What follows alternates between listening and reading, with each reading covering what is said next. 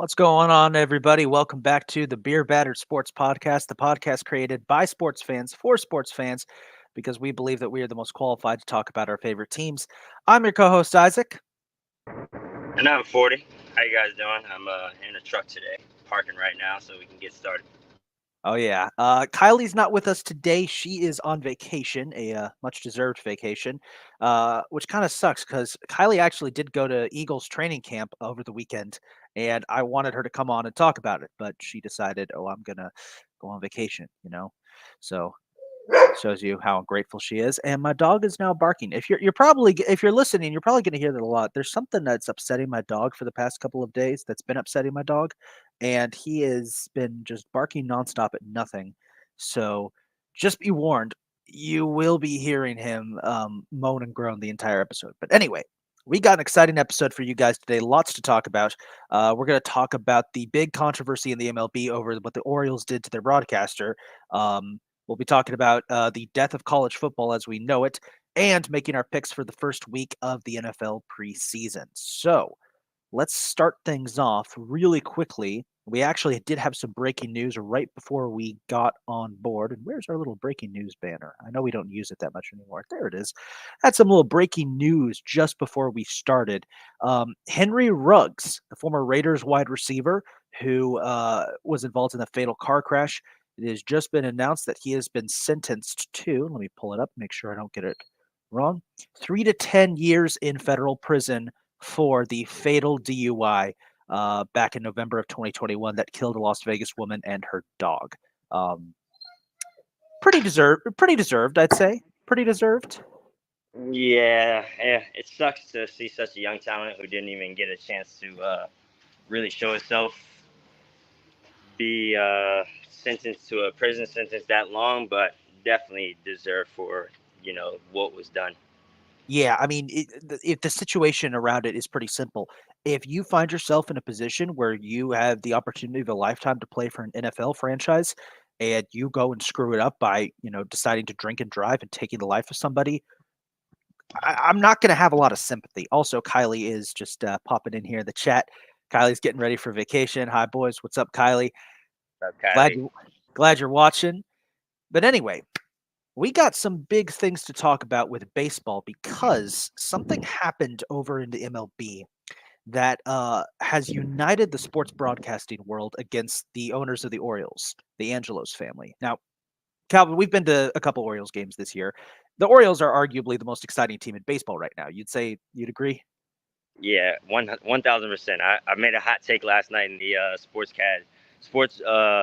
group chat, and I said Orioles World Series. And in any other year, I would agree with you because even though as a Yankees fan, the Orioles are in my division, I like them a lot. And my dog has decided to pop in. Y'all want to see what I'm dealing with before we go any further? Look at this little look at this. He's just I don't know what's up. He already went outside. I don't know what's going on. I think he's waiting for my roommate to wake up. But anyway, so the Orioles this season have come out of nowhere to be arguably the best team in Major League Baseball. And it has been so much fun to watch them.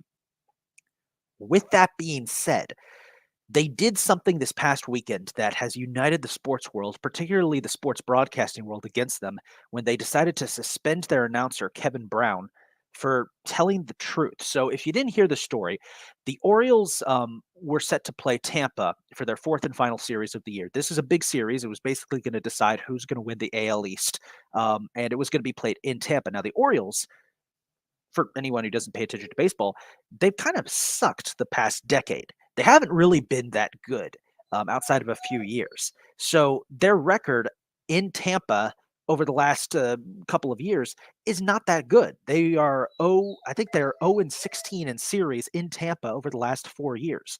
Now, Kevin Brown, in his little intro spiel, brought this up. He's like, "Hey, the Orioles, what they've struggled at Tropicana Fields. It's no surprise that this has been a tough spot for them, but."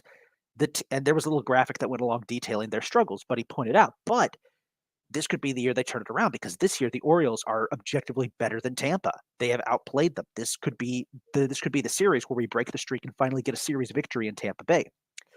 The Orioles suspended Kevin Brown for stating that.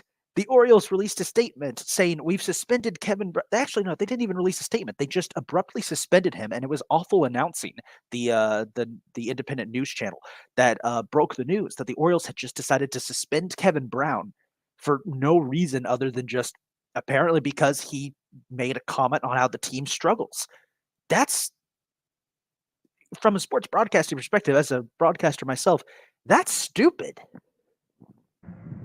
Yeah, I think that's pretty dumb as well because I mean he was only telling what was the actual facts. Like the Orioles have sucked over the years, and now they have a team that could possibly be better than Tampa Bay. So everything he said was like hitting the hammer on the nail. So I think that's pretty stupid as well that they went ahead and suspended him for And making those comments. and it's honestly, it has united the sports broadcasting world because you had broadcasters, even I think the Mets broadcasters, during the middle of their game, they stopped briefly to say, we support Kevin Brown. Like that was the Orioles basically revealed how thin-skinned the ownership is. Michael Kay, the Yankees broadcaster, was asked, "Is like his ownership have the Steinbrenners ever like done something like that?" And he's like, "Well, no, like George and Hal Steinbrenner have like occasionally been like, I don't, have occasionally expressed they didn't like stuff that Michael Kay said, but they would never go as far as to suspend him because, again, it's that he's stating the facts. As a sports Right. broadcaster, our job is to tell the story of a team. And if the team has struggled in the past, we got to tell that. And Kevin Brown didn't even do anything wrong here. I mean, if they're going to suspend Kevin Brown, why didn't they suspend the production crew who created the graphic? Why did they only suspend Kevin Brown? It doesn't make any sense. Right. It has One there has to be something going on behind the scenes because it doesn't make sense. 100% because as well, like you said, as sports broadcasters, you're meant to tell the facts. So I've seen plenty of times during baseball games where the sports broadcasters are saying, "Oh, this guy hasn't been hitting the ball well at the plate recently," and then next at bat, the guy hits a home run, and because of broadcaster jinx. But the broadcaster was telling, what was actually going on. The guy might have been 1 for 10 before he hit that home run there. But I mean, you can't get mad at a guy telling the stats and how it is. Exactly, and I don't want to say I relate to this because the example I'm about to give, the anecdote I'm about to give, is in no way related to that. But I kind of, in a way, we sports broadcasters do have a lot of pressure put on them. Um, I know, for example, down in the community college ranks where I work, because I'm a community college broadcaster, I've had parents come up to me not pleased that I sent mentioned something about their kid because they're trying to get their kids into 4-year colleges. What I had said, for context, just for clear, as I mentioned that the baseball team had decided to have some of their relief pitchers and closing pitchers do some starting time late in the season during some games that didn't really matter for the standings. And I mentioned, hey, this kid who's starting this game today, we haven't seen him a lot because he's usually a closing pitcher deep in the rotation, deep at the bullpen. But hey, he's got a chance out here today, so let's see what he could do. And apparently, the parent did not like that and he Wow. confronted me about it. And I was just kind of sitting there shaking my head like, yeah, I understand. Inside, I'm thinking, dude, all I did was just say he hasn't played a lot. He's gonna Right. so I I don't know what's going on with the whole Kevin Brown situation. Last night, I will say, big kudos to Orioles fans because last night during their game against the Astros, the fans broke out in hashtag free Kevin Brown chant. So it was nice to see that. I'll give Orioles fans this. They're real. They know what's up. Yeah. And Kevin Brown, he's arguably one of the best broadcasters in the game right now.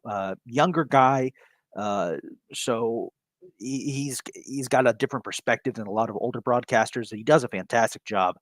Um, I don't know. We'll see what happens. We'll see what happens with the situation, but it's just unfortunate that it happens because it kind of puts this stain on the Orioles now. Like I still want them to do good, but at the same time, I'm looking at them like, oh, the ownership suspended their broadcast. It doesn't sit well with me. Yeah, it is very unfortunate. It's a unfortunate situation for sure. Now, Before we move on to our next big topic, I do want to bring up the standings in MLB because we're getting down into crunch time. There's only a few months left in the season, and it's going to be very interesting to see what happens. What we're looking at right now. So in the American League, the Orioles are still controlling the AL East by 2 games over Tampa Bay. Toronto, 7 games back. They're in the hunt for the wild card, but that's about all they can muster. The Yankees are 11 and a half games behind, probably not going to make the playoffs. Aaron Boone just got ejected for, I think, the sixth time this year, which he leads the league in ejections. Yankees got screwed, by the way, in their series opener against the White Sox. Laz Diaz is the worst. I apologize to Angel Hernandez.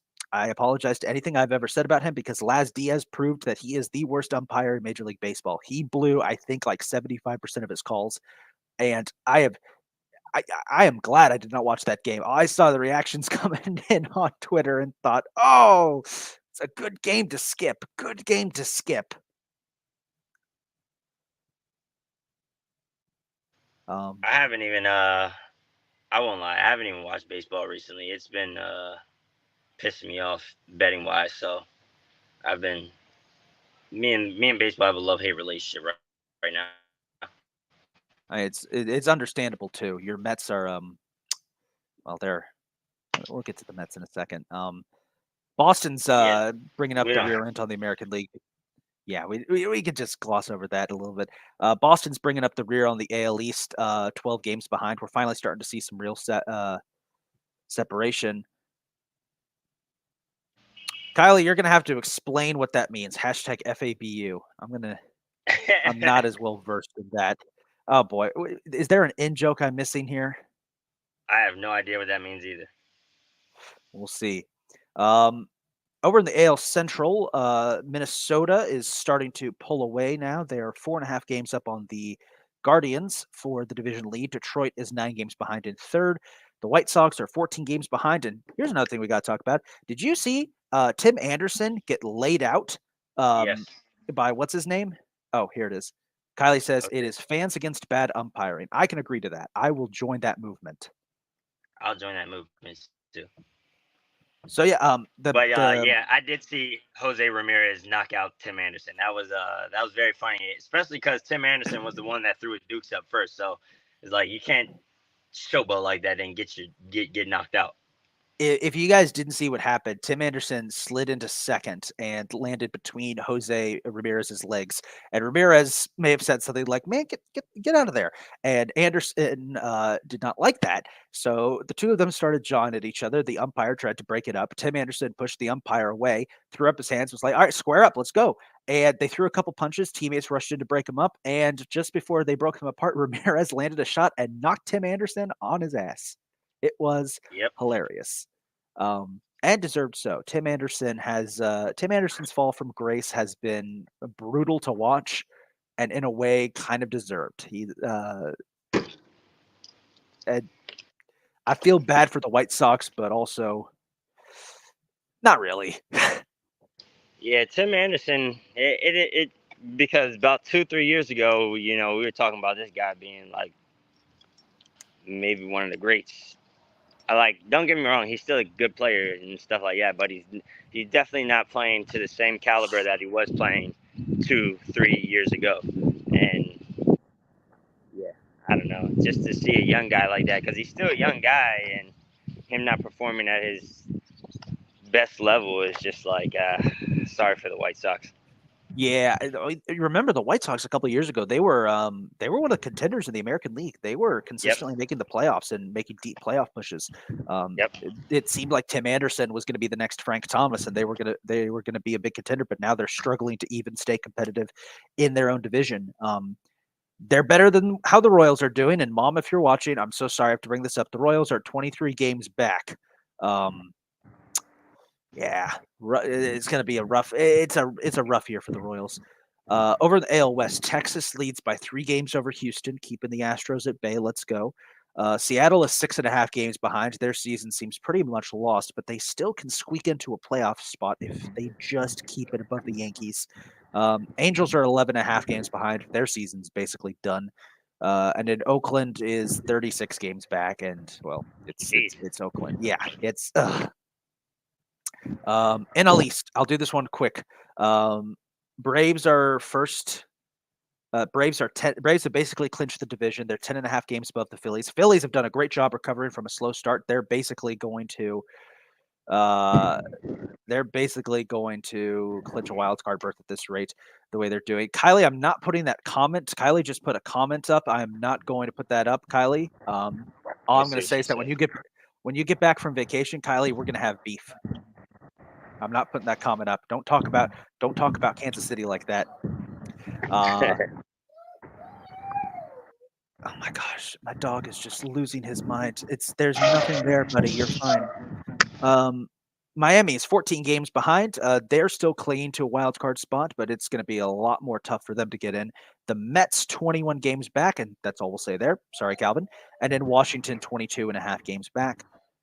In the NL Central, we have a new contender. The Brewers are still in control, but they're only a game and a half above the Reds. And the newest team that could make a playoff push, the gosh darn Chicago Cubs. How about that?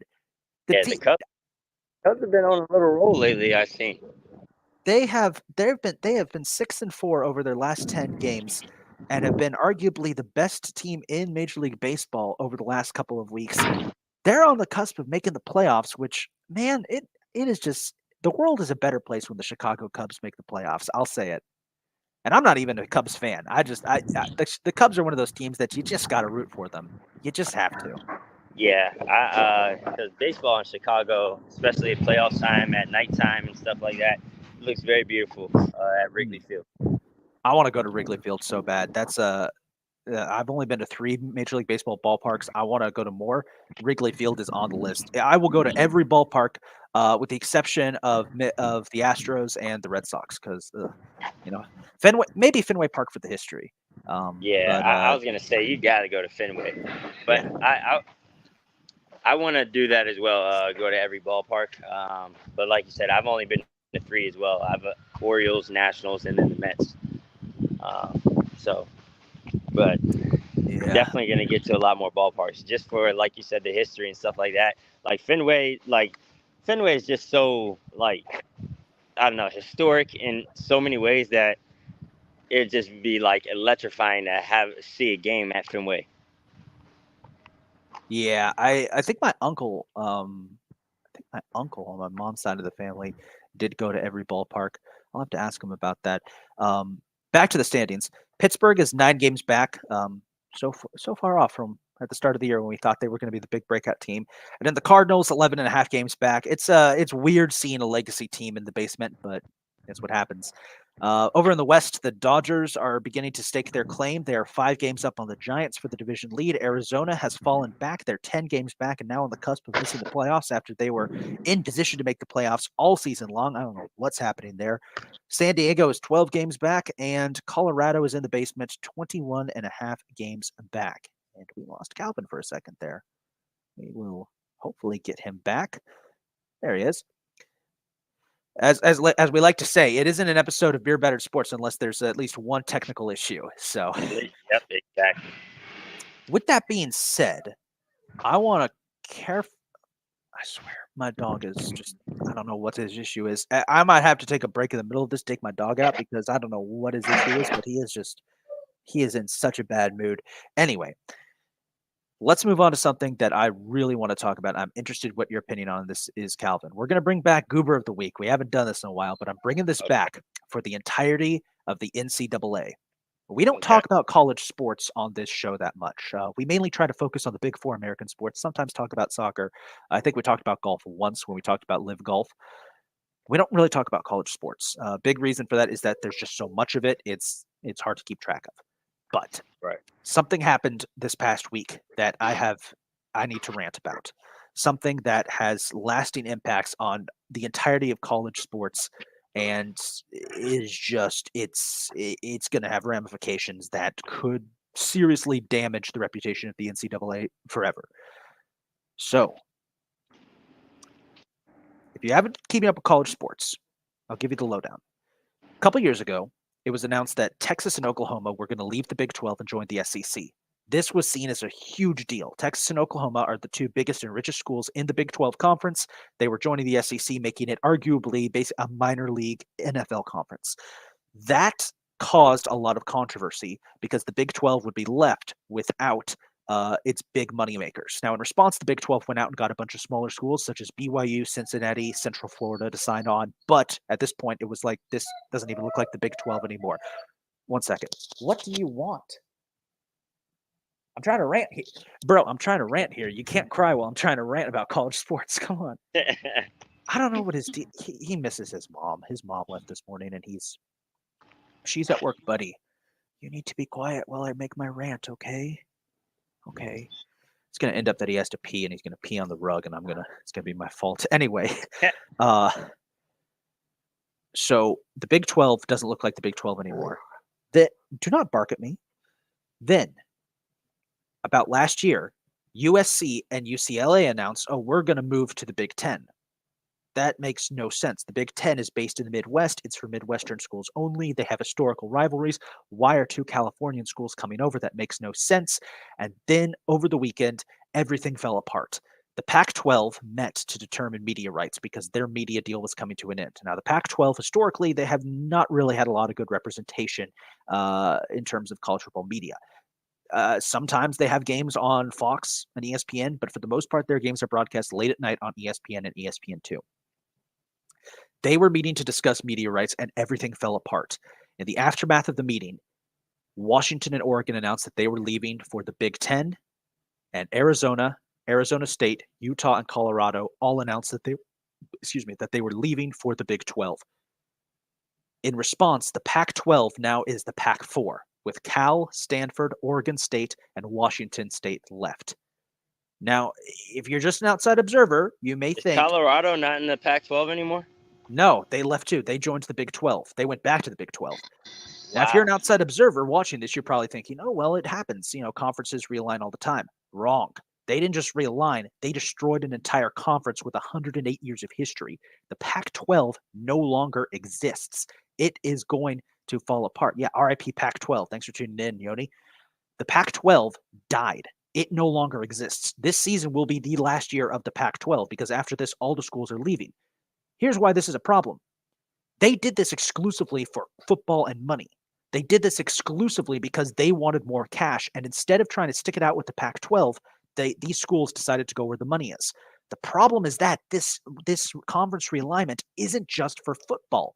It's for all sports. Think about what this does to the established rivalries, the established traditions of these schools. It destroys them. Think about what this will do to smaller schools that don't have the cash that these big schools have, smaller programs within these schools. Think about what's going to happen to these student athletes, volleyball players, softball players, tennis players who have to get up at 5 a.m. on a Wednesday, fly from South California all the way to Ohio to play a match, and then be back and expected to be in class at 6 a.m. the next day. This is going to destroy these programs. This also does irreparable damage to the programs that didn't leave the Pac-12. Washington State and Oregon State have been basement dwellers in the Pac-12 for years until recently, where they finally started to get good recruits, better coaching, and started to win bowl games. Now, these schools, all of that's for nothing because their conference has dissolved, and now they're probably going to have to go with a smaller conference. They'll probably sign with the Mountain West Conference. Cal and Stanford probably are going to have to drop down to the Ivy League because I don't know if anyone else will take them. Also, it would be hilarious to see Stanford play in the Ivy League. Just saying. But this whole thing, it's the greed of college, the greed of the sponsors, the greed of the schools of wanting more money for football exclusively has just put a massive amount of stress onto other college sports programs. And what we're seeing now is that with the Pac-12 being all that history, the history of the Pac-12 being destroyed in an instant, no conference is safe. The ACC recently announced that their games are going to be broadcast on the CW. How long until they fall apart? How long until every single team wants to be part of the Big 10, the Big 12, or the SEC? What? And don't even get me started on what this has done to bowl games, because we expanded the playoff, which is a stupid thing in the first place, and that's a whole nother thing.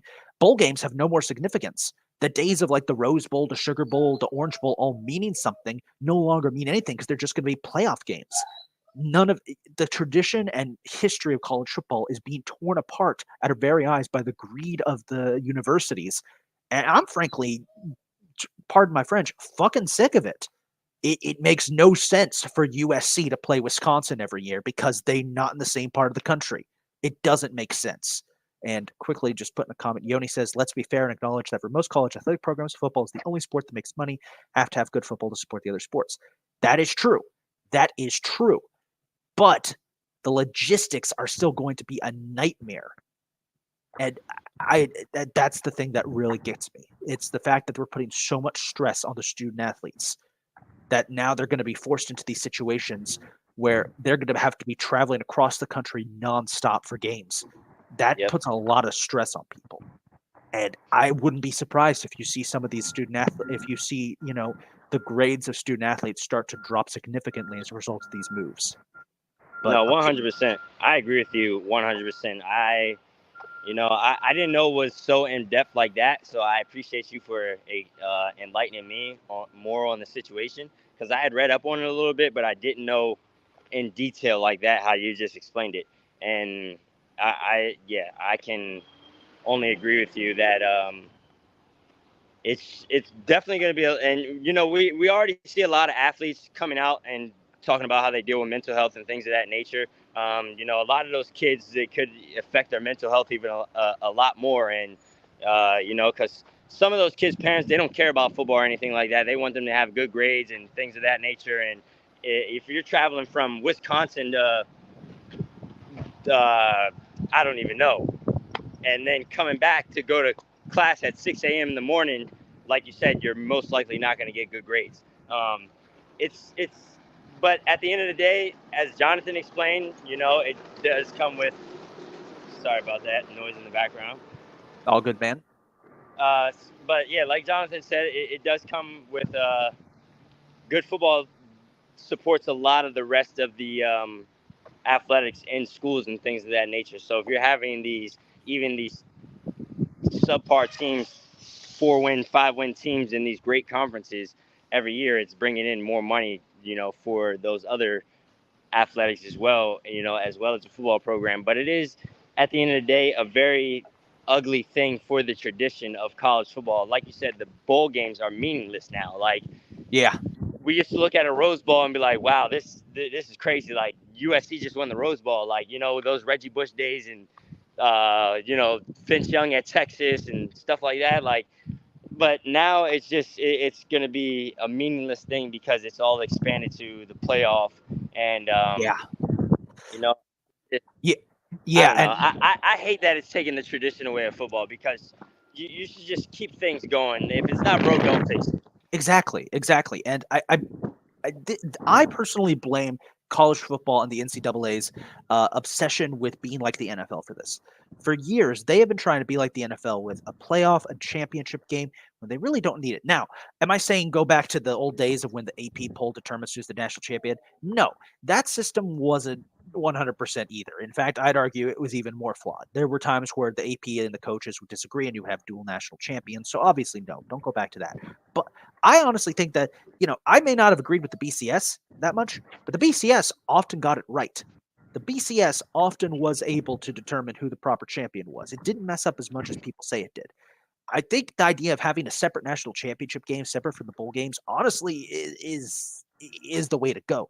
And I understand that we want to play off because more money, but if you lose the soul of the game, is it really worth it? Yoni dropping in here with another comment. College sports really becoming more professional. NCAA needs to cut the crap with the student athlete even more. Yeah, at this point, they're not even student athletes. The NCAA is just treating them as athletes. Yeah. And I'll say this: I do agree with the NIL deal. I do think that student athletes able to make money off their name, image, and likeness is good for them because basically, if they're being treated as professional athletes, they need to be able to make some income off of it. If not, there's a word for using people for work for free without proper compensation, and you know We don't like that word. So it's the whole situation. I mean, South Park made a great joke about it in the past about it when Cartman dressed up as Leonardo DiCaprio's character from Django Unchained and went into the University of Colorado up to their football director, was like, I'm here to procure some slaves. It was like, oh my god, what the hell? And it is like, you know what? They got a point. I see what they're saying. They got a point.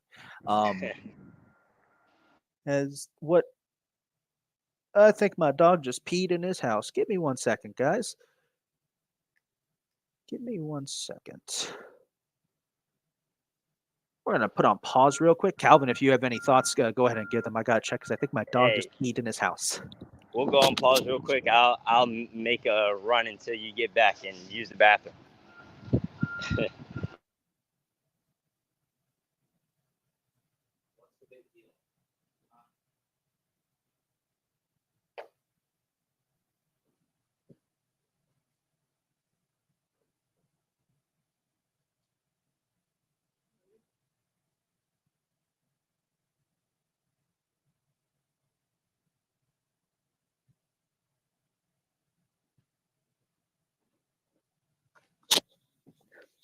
And we're back. Sorry about that, everybody. So, no, he did not pee in his house. No, he just wanted attention.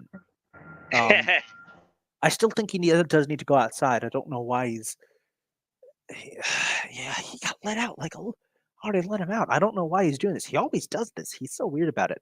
Um, but anyway, yeah. College football's dead. Am I still going to watch it? Yes, because I'm a degenerate who loves watching sports. Am I going to enjoy it? No, not at all. Maybe. I don't know. I'm still gonna watch College Game Day and all that. It's just the whole situation just leaves a sour taste in my mouth, similar to the Kevin Brown Orioles situation. It's just it's not. It takes the fun out of it, I guess. That's what I'm trying to say. But anyway, with that being said, we've got football to talk about. Another type of football, the NFL. Um, the first week of preseason is finally here. I'm excited. I know a lot of people are. And yes, I'm excited. we are going to make game picks. These aren't going to go to our season total. Don't worry. Kylie is abstaining except for one because this morning I texted her asking you like, "Yo, some of your game picks for week one. We're going to do a little fun, like fun little not serious predictions for the preseason." And Kylie's response was no, I don't care about preseason. So after threatening her by jumping out of a window, she did make one prediction. But before we talk about that, did you catch any of the Hall of Fame game last Thursday? I watched the first quarter. After the first quarter, I didn't really watch too much of it, to be Fair honest with enough. you. Fair enough. It is the Hall of Fame game. It is the most pre of preseason games. It really isn't that important. I will say this. I did catch the highlights and watched a bit of it. And first, I want to say I was right and you guys were wrong. Cleveland won. Good comeback win for the Browns. Um, Dorian Thompson Robinson, Cleveland's new quarterback they drafted from UCLA. This dude's got that dog in him. If you didn't see his highlights, so Cleveland started things off with Kellen Mond, who was really bad. Um, again, it's preseason; it doesn't really, it's not that serious, but it still should be brought up. It matters for Kellen Mond though, because he's a backup. He's Yeah, trying to get playing time. and I would not be surprised if we don't see him that much anymore because man, he was the second that they put DTR in, he was playing. He was playing like he was in a game that counted for real. There was this the Browns' second touchdown. He threw a block for his running back, just took out this defensive player. I want to say it was. I have to say I don't know because they're all third or fourth string players, so I don't know exactly who they are. He threw one of the nastiest blocks I've ever seen by a quarter. It's like those old clips of when Russell Wilson used to like hand it off to Marshawn Lynch, and when Lynch's way got blocked, Russell would throw a block for him. It was like that. Just DTR just throwing himself into this defender for this gnarly block that set up a touchdown. This man played insanely good. All I can say is like Cleveland might want to consider playing him some more for the rest of the preseason because if he does that well in the in Bro, can you be quiet? You're breaking my train of thought. All right, I already took you out. I'm gonna yell at my dog real quick, guys. With all due respect, just so you know, while you hear this, I do love him, dude. I already took you out. You don't have to go to the bathroom. You're just doing that because you want me to get off the computer and come pet you. That's what happened because you went in there and pretended like you had to pee, and I came over and you didn't pee. Instead, you see, and now you're gonna come up here and you're gonna shove your nose up in my face because you know that I'm not actually mad at you because you're a good boy, but you need to be quiet, okay? We still got like 20 minutes left of the show. The disrespect, man. I don't the disrespect. Listen, when we're done, I'll take you out again, okay? You, we have these bells set up that he'll ring if he has to go to the bathroom. He has not rung them. He's just throwing a fit because I'm talking to you on the computer, He just wants and some love. yeah, he wants attention, and I'm not getting it. His dad is asleep. His mom's at work. I'm sorry. I know, buddy. No. Okay. Well, anyway, my point was Dorian Thompson Robinson. Brown should work him heavily throughout the preseason to make sure he's ready because if Deshaun Watson doesn't work out, which I don't think he will, this dude is the future, and I can't wait for like 5 years down the road when he's a massive bust and people bring this up. You know, that would suck. It's usually the way it goes for Browns quarterbacks. I mean, almost every quarterback. Oh yeah, I mean they got a laundry list of a jersey there of quarterback. Yeah. It's actually surprising. It's not even the longest in the NFL in the 21st century. I think Miami's had more, which is insane. Well, but anyway, I'll be honest, we're not too far behind them over here in Washington. No, you guys really aren't. I was my favorite sports YouTuber who I bring up all the time, Urinating Tree, did a video about Dan Snyder, and I didn't realize just how many quarterbacks the Redskins went through over the years. By the way, quick little side note: Washington. There were some rumors coming out that Washington might change the name. The new owners might change the name back to the Redskins. It's not going to happen. If it does, I'll be really surprised because they had to change in the first place because FedEx said they were going to pull their sponsorship from the stadium. I would be genuinely surprised if they do change it back and FedEx keeps their sponsorship. Then 100% they just didn't like Dan Snyder. Yeah, exactly. Yeah, which honestly might be what's going on here. It is very possible. Yeah, it's weird because part of me is like, I don't like the name Redskins because I understand the connotations behind the name, but at the same time, it's such a part of my childhood that just hearing them call them something that's not the Redskins just feels weird. It's this just like sorry for cutting you off, but it's just like you were saying with college football. It's tradition. Like it's tradition. Yeah, and it's. But I'm not. Listen. I'm not gonna sit here and like immediately say, I'm not gonna listen to anybody who has actual gripes with the name because I understand why. I understand the racist connotations of the name.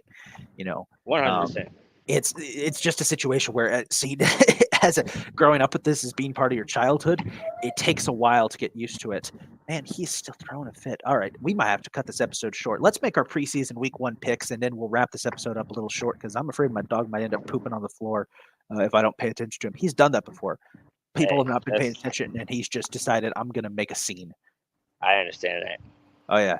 So let's do it then. We'll start with the only game that Kylie picked because I forced her to. Okay. That's Eagles versus Ravens, which is, in my opinion, the game to watch this week. The Ravens have not lost a preseason game in forever. Yeah, I think it's since like 2015 or something. Yeah, and they still won't. I'm taking the Ravens to win this one over the Eagles. And you know who I'm going with. I'm not picking that Philly team. There you go. Kylie also picked the Ravens. It was the only pick she made. And I don't blame her. Anyway, so preseason, take into account their rookies. Preseason week 1's going to open up with the Texans visiting the Patriots. I'm going with Houston because that draft class is stacked, and I can't wait to see what they do. Yeah, I'm going to go with Houston, too. I think they'll let C.J. Stroud play maybe a couple drives, couple series, maybe the whole first quarter, but I'm excited to see what that draft class does as well and that team as a whole. So I'm going with Houston. All right. Later that night, the Vikings are taking on the Seahawks. This is a tough one because I don't really know who their backups and how to judge their backups since they've both picked towards the back of the draft due to them being playoff teams. But you know what? I've been enjoying the Minnesota Vikings documentary that came out from Secret Base, so I'll go with the Vikings. I'm gonna go with the Vikings too, just because the hometown kid got drafted there, Jordan Addison. So yeah, I'm gonna look for Vikings victory on that game. Good pick. Good pick. By the way, if you guys aren't watching History of the Minnesota Vikings at Secret Base, go check it out. They are John and Alex have done a fantastic job. Episode 2 dropped last night. It was beautiful. Steelers are taking on the Bucks.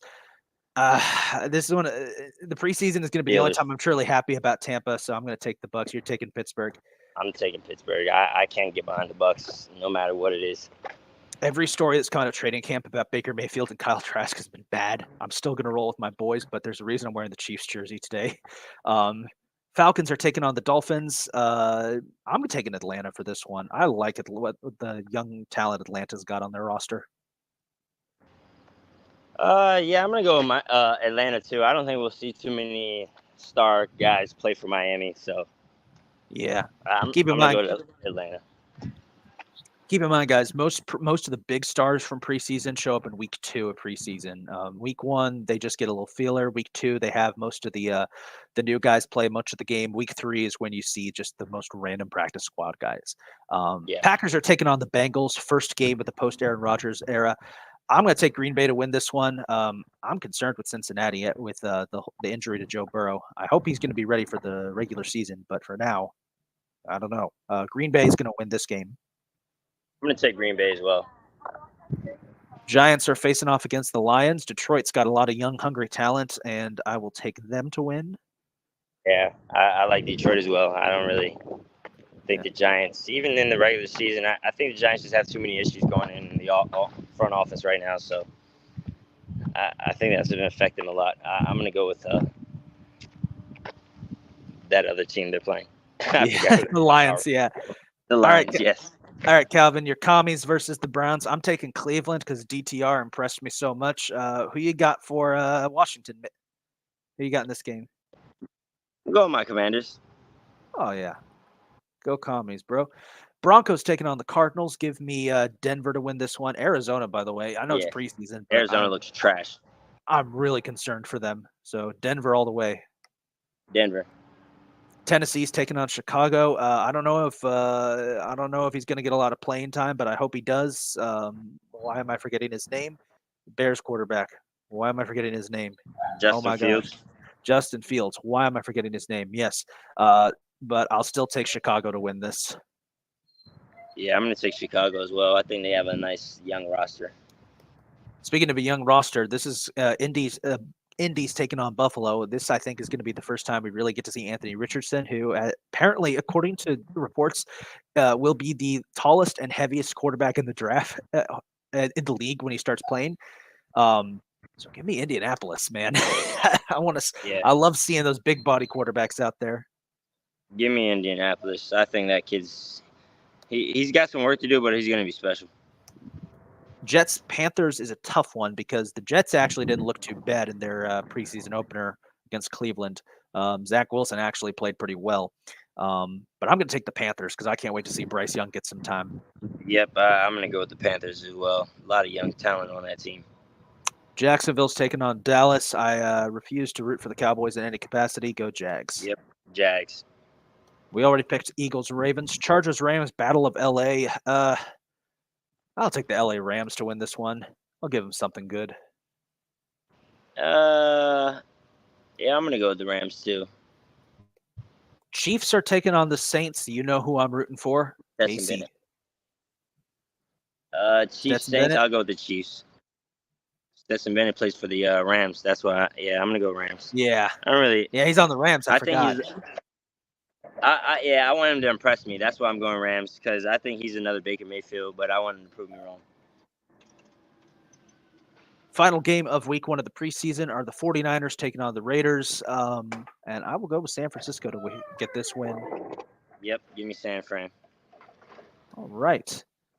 Well, that'll do it for our picks. And like I said, we're going to cut this episode just a little bit short because my dog has been freaking out for the past 45 minutes.